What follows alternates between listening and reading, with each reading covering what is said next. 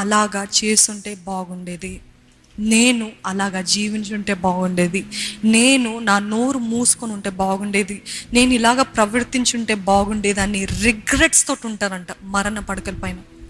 ఈరోజు మనకి అటువంటి రిగ్రెట్స్ అక్కర్లేదు, అటువంటి నిరాశలు మనకొద్దు.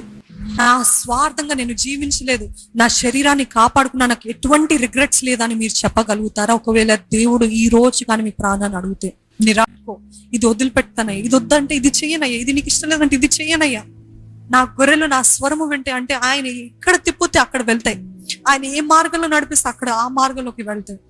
దేవుని అడుగుదాం, దేవా నీ స్వరము నేను ఇక్కడ కూర్చున్నా, నీ బట్టి నేను ఇంత దీన స్థితిలో, ఇంత హీన దశలో ఉన్నాను అని మాట్లాడటం కాదు, కానీ ఆయన వైపు చూసి దేవా నా జీవితాన్ని తిరిగి రీఅరేంజ్ చేయవా అంటే రీకాలిబ్రేట్ చేసి మనని గురి వైపుకి గమ్యం వరకు చేరుస్తాడా చేర్చడా ఎలాగైంది ఆ మాటలు ఆపేసేయండి, ఆ సనుక్కోవడం గొనుక్కోవడం అవన్నీ ఆపేసేయండి.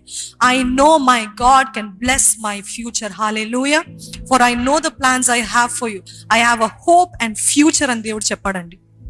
ఇర్మియా 29. నీ గురించిన, నీ జీవితం గురించిన ఉద్దేశాలు నేను ఎరుగుతాను, అవి అన్ని మేలుకే గాని కీడుకి కాదంటున్నాడు.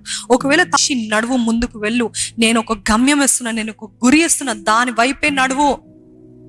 చెప్పడం ఆపేయండి, వీరి వల్ల చెప్పడం ఆపేయండి. దేవుడు అంటున్నాడు, behold I'm doing a new thing. ఇదిగో మీరు చూస్తున్నారా, నేను ఒక నూతన క్రియను జరిగిస్తున్నారు. దాన్ని మీరు ఆలోచింపరా? దాన్ని మీరు గ్రహించరా? దాన్ని మీరు చూడరా? కానీ విని ఎరుగని కార్యాలు మీ ఎడల చేయబోతున్నారు, మీరు చూడరా?